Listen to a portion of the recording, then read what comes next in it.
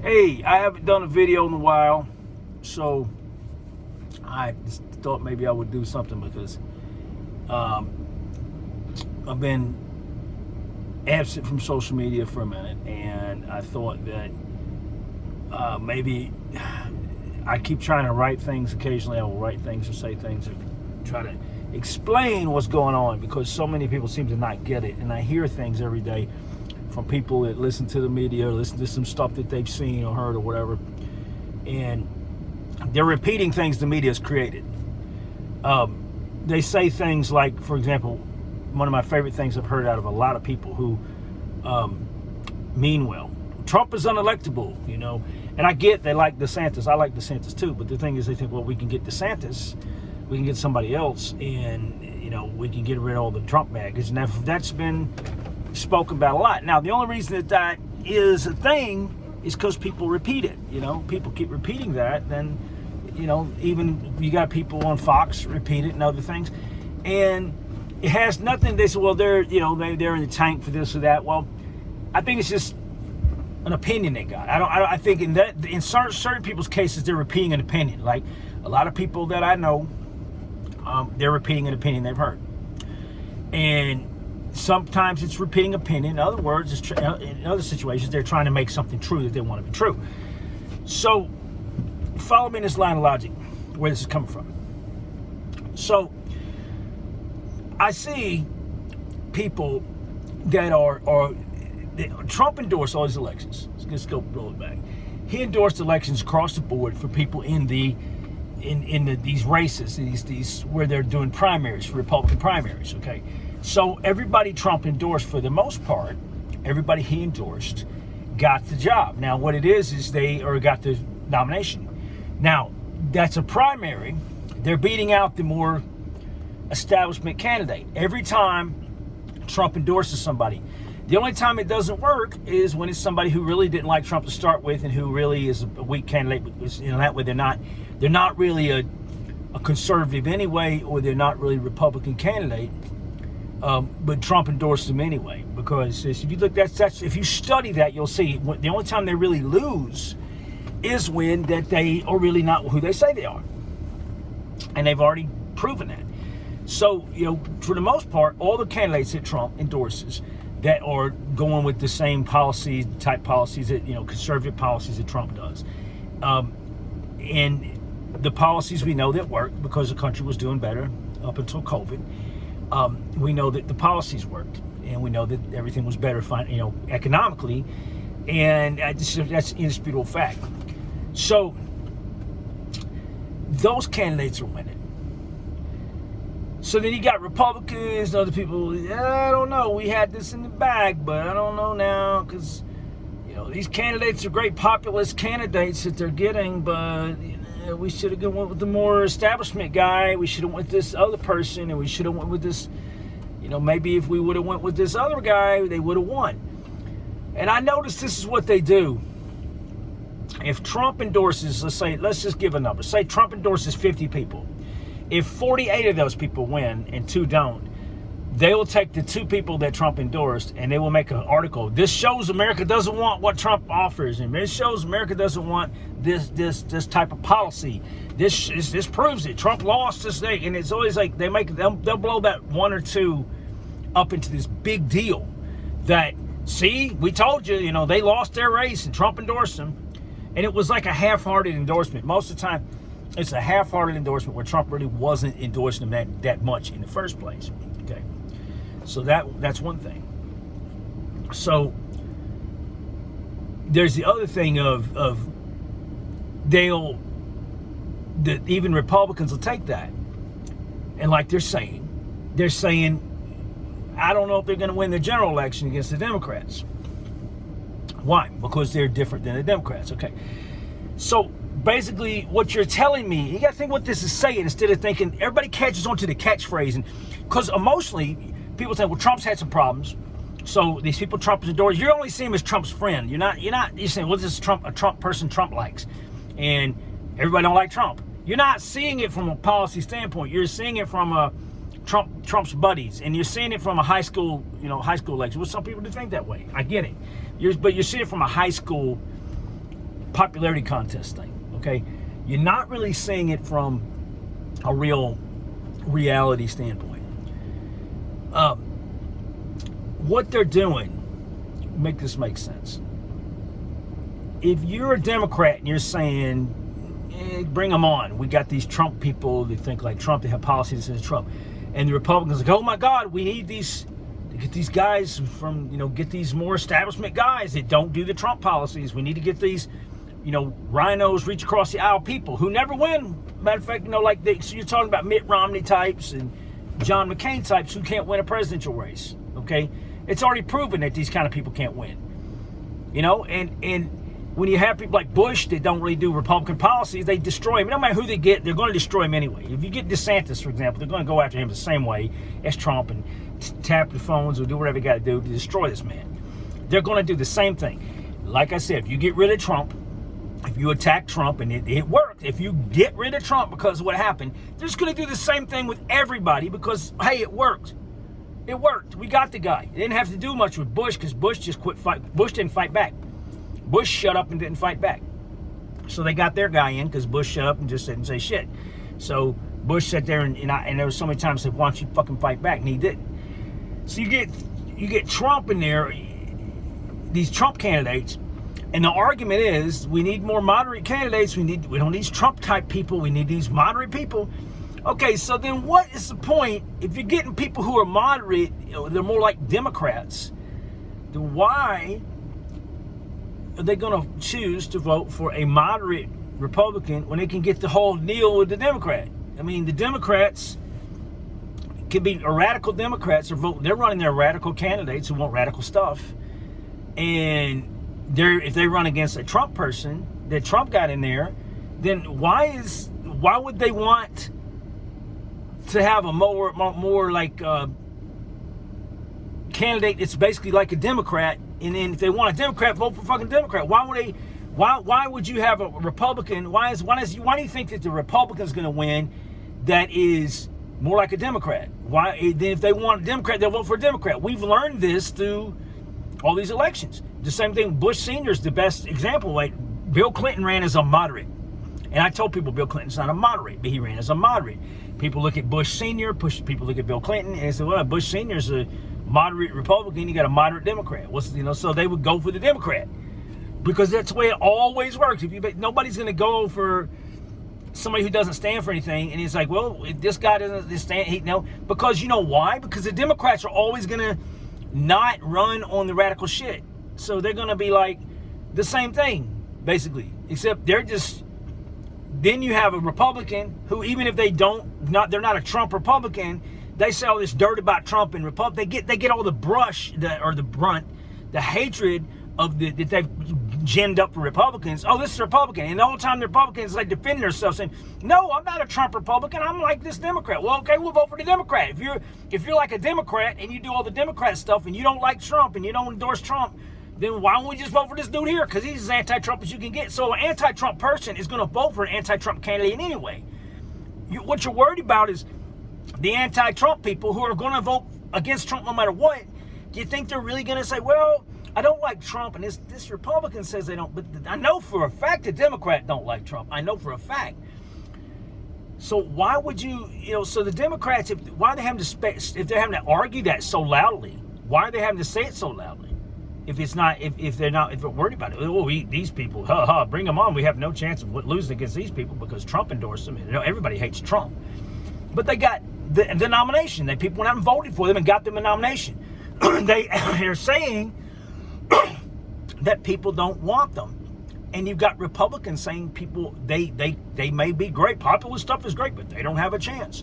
We may lose all this shit because we're going to lose now because you got the Trump person up there against a Democrat. They're not thinking. People are choosing the ideology. If they're choosing a Democrat ideology in the first place, then why would you vote for a Republican pretend to be a Democrat?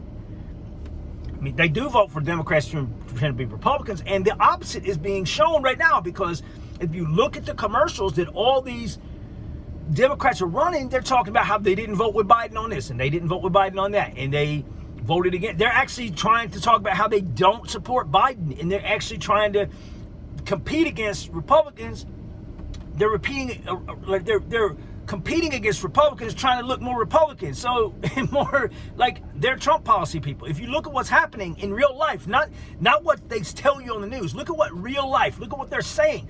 Go look at some of the commercials these people are running in these races are starting. They're talking about, I didn't believe in this relief thing. They voted with Trump all the time. I mean, voted with Biden the whole time. But they're trying to say, they're trying to come up with this anti-Trump shit.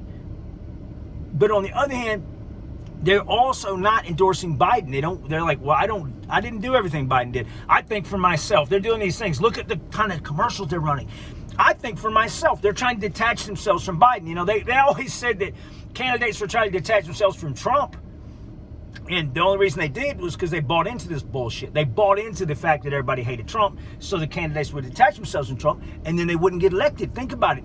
All these candidates that detached themselves from Trump's policies in the previous election lost because the media convinced them, you got to detach yourself from Trump. But now they're detaching themselves from Biden because that's a real thing, because people know how bad the economy is. So they're deliberately detaching themselves from Biden. There's not anybody telling them to.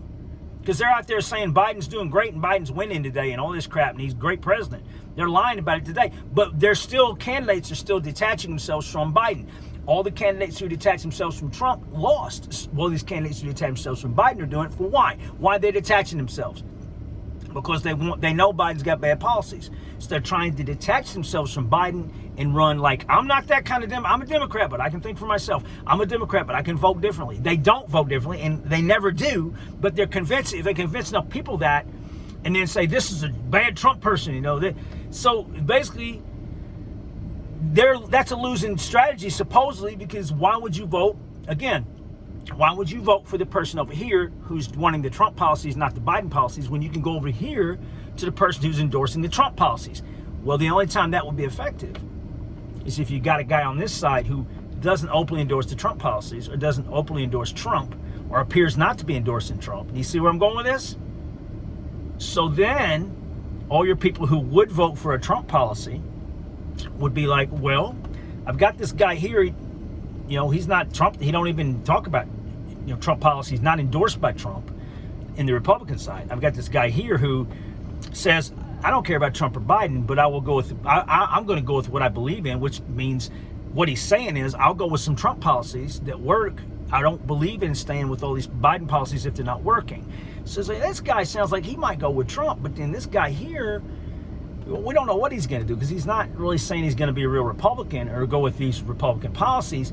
So I'm going to go for the guy here because I've got a better chance of getting the policies that worked without having, they may hate Donald Trump, but they know some of the policies were better. So they may go this guy over here.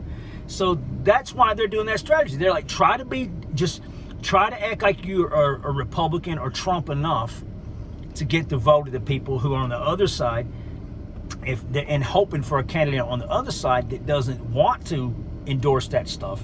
Because if they don't endorse it, all the people who know it works will go ahead and say, I'll just vote for the Democrat because I kind of thought that stuff. I don't really like Trump, but I know that those policies were working. So if we get a Democrat that is doing the Trump stuff that did work, we can get, it's a win-win for us. We can still vote Democrat. We can get our stuff we want. That's the strategy. That's why they're trying to tell people Trump is unelectable. All these people are unelectable. We can't. They're telling you people that they're unelectable. And that's why. Because the whole thing that people understand, if you buy into the fact that Trump's unelectable, well, DeSantis will be unelectable. Everybody will be unelectable. All they got to do is just go after him and make everybody unelectable.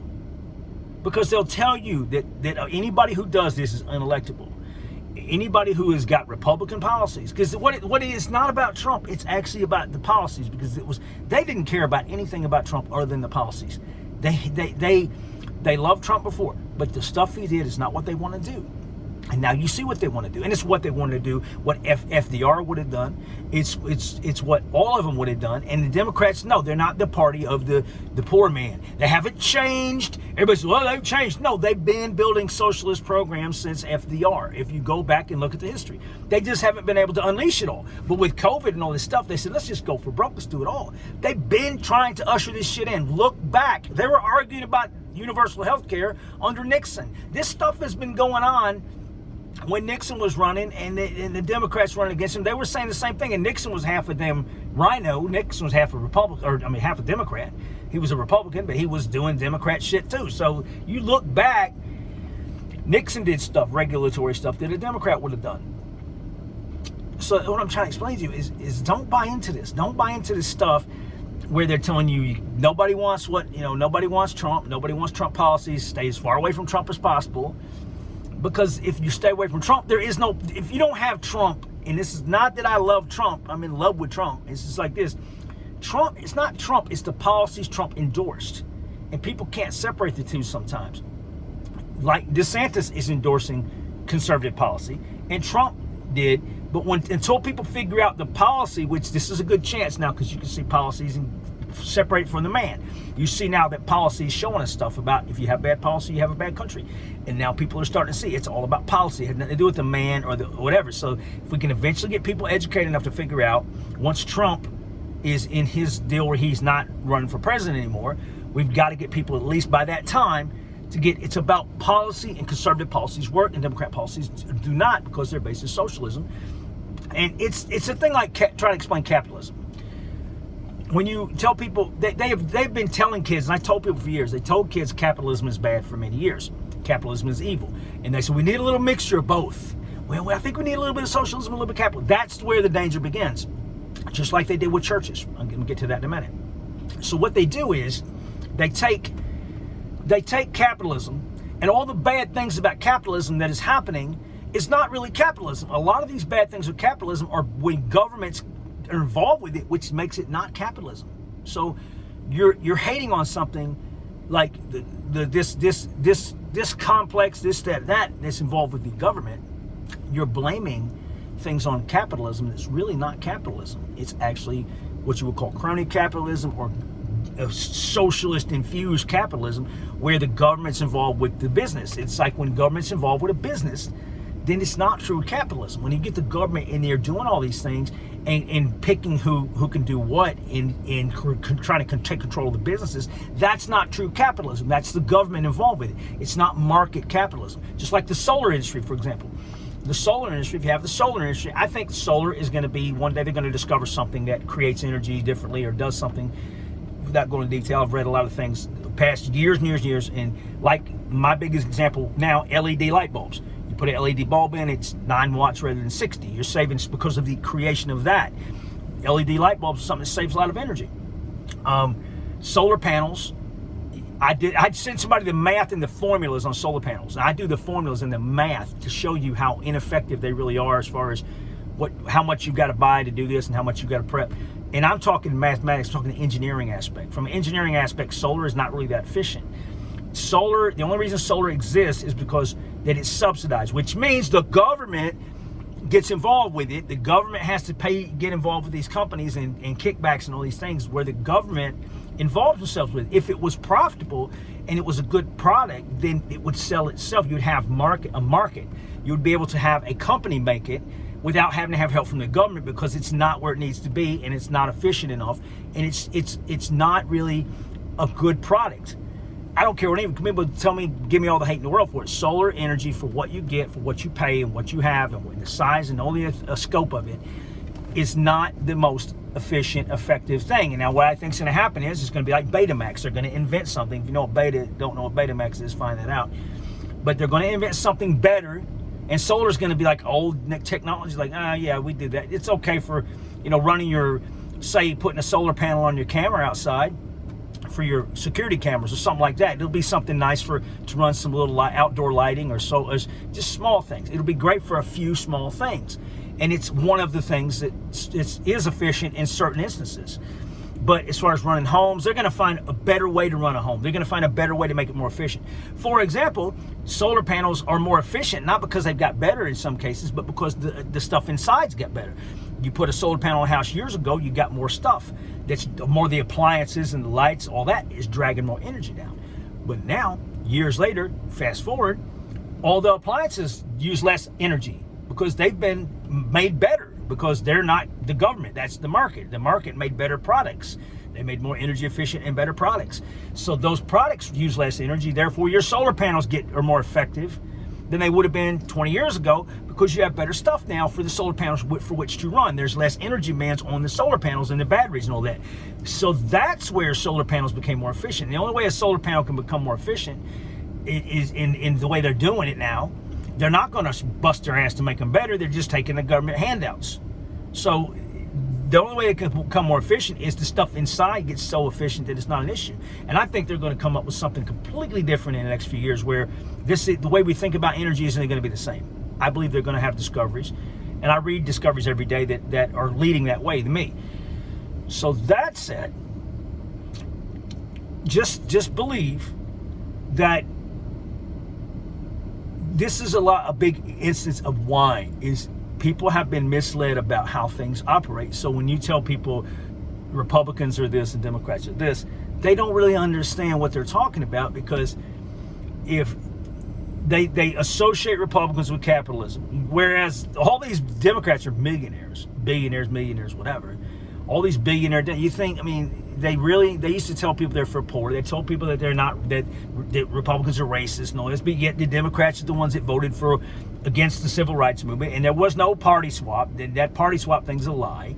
They say, well, when that happened, all the Democrats decided to become Republicans became Democrats. That's not true, because look at the names. Just simply look at the names, and look at the kids later on. Their kids got in politics, and then they're the same party that they were in before. Same fucking party. Don't let them lie to you about that. I mean, it's easy to see. It's like, this guy didn't quit nobody quit the party and went to the other party. It wasn't true. None of that's true. I mean, if you look at details, people say stuff all the time. It's, oh yeah, that's what it was. Some professor says this shit, and it's like, oh well, hey, yeah, it's party swap theory. It's nothing true about that. There's nothing true. You can convolutedly make it look like something happened or whatever, but it technically, honestly, think about how that really, really works. If you're a Republican and you vote this way, and you're a Democrat and you vote that way, and you stay in the same party, and your kids get in politics and they stay in the same party, and they do the same things, or did they swap? How did they swap at all? Where was the swap? I mean, there was no swap. It's easy to say, and they come up with some philosophical, convoluted way to make it look like something like that happened, but it didn't. It just didn't, and it makes no sense. I mean, it's like when they talk about, not Bill Ayers, longest tenured guy. I talk about him all the time. He's a Grand Cyclops in the KKK, and he was a mentor and big thing. You know, Joe Biden loved him to death, and they all talk about him. So, Robert Byrd was a Grand Cyclops in the Klan, and you have to get recruit 500 people, and this isn't to the Klan to be a Grand Cyclops. And so, how could you can't get 500 people to buy Tupperware in the 70s when I was a kid. So I don't see how he got 500 people before that time to join the Klan, the KKK. So here's the thing. Somebody says he was a Grand Wizard or some other crap, and then it's, misinformation. Well, it wasn't. He was a Grand Cyclops. No, he was or exalted Cyclops. You say Grand Cyclops, it's actually exalted Cyclops. So, he wasn't as exalted Cyclops. Okay, what he was, what the title was, Exalted Cyclops, and I'm pretty sure it's Exalted Cyclops. And I looked up the requirements, and it was recruiting 500 people to the KKK. So then if you actually find that fact out, they said, well, he might not have recruited 500 people. It might have been 480. And they're not really required, when they have their Klan meetings, they're not really required to talk about black people. They could be talking about community things. And like all this stuff. And the guy voted against the civil rights movement, and the guy voted against all this stuff, and he was buddies with the Clintons and buddies with Joe Biden. And then when he died, then before he's getting the NAACP award. Why? Because he's a Democrat. The guy said, well, I changed my mind. He said he changed his mind, but all these votes, he did all these votes against desegregation and all these votes against, that's true. That's on record. That's on record that he voted against all this stuff. So it's on record that he did it. So but they'll sit and twist it like, well, it's on record that he did it. But still, he got an award so it means he can't be a racist. And who controls that shit? The Democrats. So I mean, they just gave him an award so that way they could continue this lie that this guy's not a racist. That's what bugs me about it. It's to make my analogy earlier, because I got to go. My earlier analogy about the churches. what they did with churches is like what they do with a lot of things. Like the churches, when I was a kid, I saw this happen in the 70s and 80s. And they were like, I'm not religious, I'm spiritual, but I'm not religious. Religion's bad. And I understood why. I had some really bad experiences at church with certain people. And I understood why. And I went to church. And I understand why people got fed up with church and the status quo of church. And I get 100% where the problems with the church was. I know all about that. I had problems myself. But I also knew that trying to make a church cool, trying to make it secular, trying to make a church more like everything else was also not the solution. I think it was maybe if the church stuck to what they believed in and had some, and really had some, examine why they believe what they believe more, and people dug more into what the church is about and why they believe and where their beliefs came from and where the Bible came from, and all these historical things about exactly what was real and what wasn't. Let's find out. Let's examine church as the religion as a whole. Let's learn why we believe what we believe. Let's learn what practical applications. And if something may be questionable whether this is real, the texts are real or not, then let's say what good comes from. What is the good or bad that comes from this? What does it do for our lives and our community to have this religion in our lives? Is it, if it's not true, if there's a chance that it's not true, what is the harm? What is the good points and bad points? Examine yourself. Examine the religion. But instead of that, they try to make religion go into American Idol. And they got more and more entertaining and more about money and entertainment in a lot of these mega churches and stuff. So people say, I'm not spiritual. Now churches, the biggest thing they talk about is the music and the entertainment and the praise teams. It's all about the entertainment, but they're not learning anything. And they're all about entertainment. We got to keep the young people, we got to entertain them. So it's all about entertainment. It became about something else that's not what the church really is. And now you wonder why the churches have pride flags. I drove through this town. All these churches have pride flags, celebrating Juneteenth and all this stuff, which is nothing wrong with, slave holidays or whatever, that kind of thing. There's nothing wrong with that, with the end of slavery things and stuff, if that's what you believe in and you want to do that. But the church, why is the church, again, the church is putting up a Juneteenth or a pride flag to say we're secular, we're of the world, we're like everybody else. Because, the government is trying to force the church into that. They showed us how quick with COVID they can shut your churches down. So they're trying to, if you don't do this, you preach this, or you preach that, you're preaching hate, we're going to take your tax exempt status. Churches are trying to suck up to the man, suck up to the community, be just like everybody else. They want the churches to become secular. But you see, that's where nobody believes in anything. Because with Constantine, for example, I tell the short version. You can look it up and you'll see that maybe every detail is not exact, but it makes sense. Let me give you the short version. Constantine, they decided they could use Christianity in the Roman Empire better than they could the pagans. So they started trying to force people sort of into Christianity. At first, they let the pagans have their religion.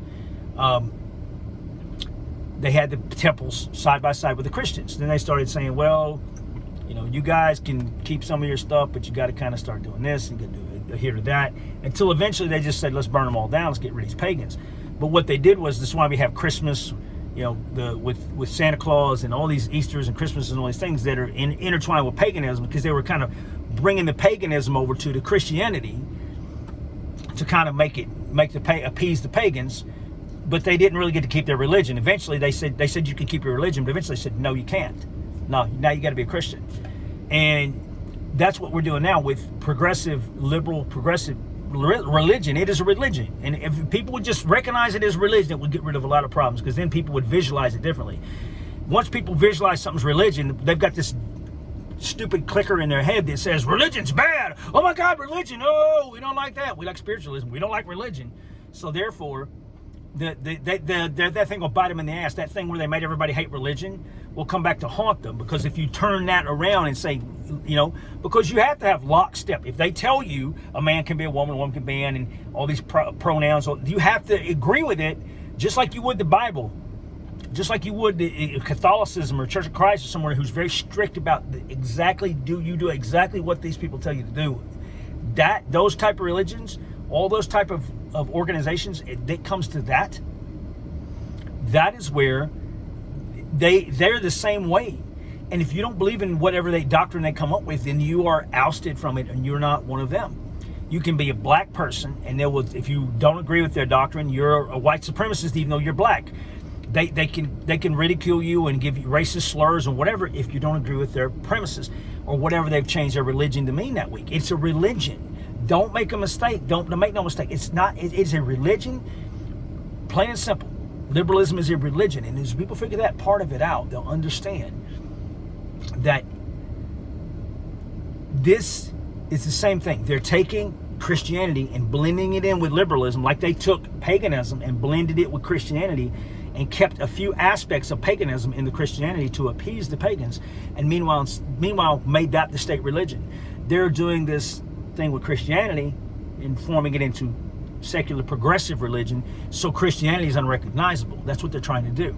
Everybody says, not my church. Well, it may not be your church, but a lot of churches have this is why the churches lose, because they're denominations. They say that, some people say, we're not a denomination, we are the church, but they're watching the Baptist or the Methodist or somebody else do this worldly stuff. Well, we are not that. They're not a real church anyway. They already didn't think they're a real church because they have a different name. They already said, well, they're going to hell anyway. They don't think like us. Instead of trying to preserve the base of Christianity, they need to be worried about that and fighting for everybody, instead of just saying our little particular sect of Christians will always be this way. Then they start complaining when the kids start going up, and twerking on stage or whatever, and they got the all the other liberal crap coming in their church. And what do we do now? It happened to Methodists. Methodists just dropped, I think, 70 denominations because they wouldn't put the pride flags up, and that's real. So look at what's going on. I say things sound crazy sometimes, but if you actually oh wow, that is true. Yeah, they did drop these. Said you got to put pride flags up. We won't let you be part of their thing. There's lots of things like this going on right now with churches. So they're getting the churches to modify themselves to go with their status quo religious crap that they're doing. So this is where we're being led to. And once we understand what secular progressive religion is, then it needs to be an ideological war. Then it's religion against religion, because we're already in an ideological war now, but we're not really fighting it the right way because we don't really see what the real enemy is. I hate that term, the enemy, that these progressive churches always call them the enemy. I know some of you probably do that at your church and you think I'm an ass, but the enemy, why? Kids can't name them. I think it's just another way of the enemy making it into like a cartoon character, but the devil's a cartoony enough thing, but you get my point. The world, the ways of the world. We're taking this on. The church looks like the rest of the world in many cases. Not all your churches, I'm sure. But this is the direction that they're taking us. And all they got to do is flip enough churches progressive that if you aren't, you're going to be considered like the Amish people or somebody else. If you don't have those values, you're just like another. You're inconsequential. You're like an Amish person or a Mennonite or whatever. These people in these sects out there that they just think, they're crazy anyway. They use candles. I mean, they're not going to really equate you with a threat, because those churches, when that becomes, you may think it's not going to be in your lifetime, but if your kids see an entertainment-based church and that's all they go to church for entertainment, and that church is entertaining them, and it's becoming more and more about entertainment rather than about them even understanding what they believe in. And I believe the music service is the biggest problem with this. One thing, I went to a Baptist school, and I wasn't raised Baptist. I did go to a Baptist private school for a minute because I got in trouble at school, so I had to go. And they were this Satan's the master music kind of thing. They were big on this Satan controls music. There's a little bit of truth I see in that if you're going to believe ideologically. A lot of people go to these things for the music and all that entertainment aspect of it, and then they get an emotional sermon where everybody has to feel good. And it really like this, the way I listen to these people, these preachers, a lot of them, it's like it applies just look inside yourself. Every lesson is like, look inside yourself and this, and God's here. It's not really anything about what's happening in the world. I mean, we got this high suicide rate. We had a guy just kill himself 2 weeks ago at work, and we've, my father and brother and everybody else, I'm watching people die like this, and lots of suicides with men in my age group, in their 50s. So this is a problem, and we're not talking about things. Our churches aren't talking about it. Nobody's talking about it like they should. You can say come to God. Some people saying come to God is a simple thing. But God, if God works through man, sometimes people need to come to God through people they can identify with here that, show their Christianity is, it's kind of, I don't sound stupid, but if you're a Christian, you're representing your values that you learn from Christianity to people, and that humanity you give to someone else. That is their representation of God in many cases. They don't get God, they're waiting on an entity, sitting at home by yourself. God help me. That help sometimes come through a friend or somebody else. And that's how God works through people, right? We forget this all the time. God works through people. People tell people go pray all the time. Go pray about it. That's what I do. Look at my faith. Go pray. I'll tell you this. I know I sound like, hell with me, I cuss. I don't go to church much. I don't do much of that anymore. I grew up in it. But I've been in the worst places possible. I've been around gangsters. I've been around, the adult industry. I've been around all this stuff. And one guiding thing in how I treated people and how I thought, a lot of that was my Christianity I was raised with. And so a lot of my values came through, and a lot of my thought processes were from that. And I never let go of it. And I believe that I would have been a worse person. That's why I'm not a drug addict. That's why I didn't abuse women and hurt people and do things I shouldn't do, because I believe that what my Christian values I was raised with, I believe that I took the best part of Christianity and I understood what it meant to be a Christian and what it meant to forgive and to think about things. That's why I've been through 2 marriages that have went bad, and I've had to learn to let things go, and I've had to learn, to forgive people or let people do what they're going to do, because of a lot of times the Christianity in me. Even though I'm an angry person sometimes, I get sick of things, there are certain Christian aspects of Christianity that I believe guided me to do what I'm supposed to do. And that's why I think that I've survived this long, because I was raised with the right stuff. And even though I was raised with bad, I know a lot of bad people. So a lot of, a lot of bad things. I've not been raised around angels. Been around a lot of bad people. I've seen a lot of horrible things in my life, and I've come out pretty decent because of those. I believe those things taught me the right way to think. I think my thought process is good. Now, if I was going to church for entertainment, and that's all I did, feeling and entertainment, I really didn't have any conviction. All of my conviction was the church entertains me. It's just another form of entertainment. I go home, let's go home and watch Game of Thrones now. It's another form. I love Lord of the Rings. I love my shows. I mean, is church just another one of your shows? I mean, because that's what it becomes. If that's where you're focused, the church is your show. Church is just another show. Just another show you feel good about. Star Wars, whatever. It's a fan thing. It becomes fan fiction. Church is not another entertainment venue show thing. Church is supposed to be like a big part of who you are inside. And some people take a video game or a television show and make that part of who they are. And that's why people are confused. They don't know. They watch a show and all of a sudden they want to be a creature from a show, or they want to change their sex or want to do whatever, because they don't have nothing to believe in. They don't know why they believe in anything.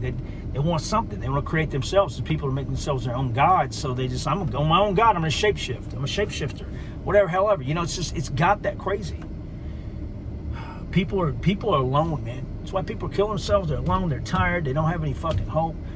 And then people say, well, look to God for hope. But it's not that simple. And I'm here. I'm saying God is a good thing. Faith is a good thing. But the reason people don't have faith is not because you can't just say, go to God. Say, go to this. I know that's all you're supposed to do. And everybody's going to tell me, oh, don't, the hell with you. Well, guess what? I see it every day and it ain't working, okay? It may work for somebody who's very pious or doesn't have problems. Let me tell you something. You can go to God, but when your kids are on drugs and people misbehaving and people dying around you and shit, you can sit and say, God, you're too busy saying, God, why? I don't know what to do. And you can go to God over and over again. The key is make stuff down here a little bit less, or a little bit more tolerable and less hectic. And maybe if more people were working hard to make this down here better, and because of the God in them, because of what they learned in the church, instead of telling people look to God and hide from it. It's like some people you tell them, like, look at what's going on in the world. They don't care. They're like, I just go to my church is like that. I go to my church and I'm not part of that. These people are going to hell and I'm not. Let them be who they're going to be. I believe in God and I know where I'm going when I die. That's how they are. They're not like, we need to get nobody wants to work on anything here. They think there's honestly religious people who think if you're worried about what's going on here, you're misguided. You should be talking about the Lord all the time. They understand that that's the Lord's work. They understand that's what the Lord if on the bottom level, I'm not out here preaching, but on the bottom level, if I reach out to somebody and because of my Christianity, who am I helping? That's God and me helping somebody. If I'm out here not being a dog eat dog, I mean, people every day make dog eat dog backstabbing situations. People run in and steal from stores. Thou shalt not steal. People run drugs. All these little things. All these little things that they do that we didn't do growing up, because you don't go steal from stores. You don't do this. Why? Because religion told us that. But now, the religion of progressivism says, if you're black or you're this or that, you know, you're disenfranchised. You got a right to bust it down because corporations are bad. Corporate America, look at these evil corporations. Go steal from them. Go bust the doors down. Look at these evil rich people. Look at this. Look at that. They're evil. You can steal. They've created these new morals. Like you can steal. You can hurt somebody or steal or be a dog eat dog type person because of this and that. So their religion telling you can do that. Their religion tells you. Their version of eye for an eye religion, it's eye for an eye. Well, you can steal. If some government supposedly did you bad or some race of people, then that means you can burn their building down. You can do, that's their religion. It's just like saying an eye for an eye in the Old Testament. Their thing is, you know, a TV for a beating. You know, like if somebody gets beat up by a cop, you can go steal a TV because somebody got that you never met, that you probably could care less about. They'll probably just as soon blow your brains out or steal from you, or take drugs or be high on drugs around you. That person gets hurt by a police officer, which police officers shouldn't have done when he did either. Maybe they did the wrong thing and they didn't do the right thing, but the person wasn't a good person their whole life, but gave them an excuse to, you know, to get pulled over in the first place, all the other shit they done. Okay, that was the catalyst for the problem that happened in the first place. So they take these people, and these people are all doing these things wrong. Trying to figure out how to explain this. So it's a snowball effect. They tell people it's okay to feel this way, be on drugs, do what makes you feel good. You're not getting what you deserve out of life, so you can do this. You know, you should be happy. Do this. You should be with you're a woman. You're a woman. You got a husband. You don't like, you know, go get a younger man because you deserve better. Go get another. Go sleep with that teenager. You're a guy. You're getting old. You got money.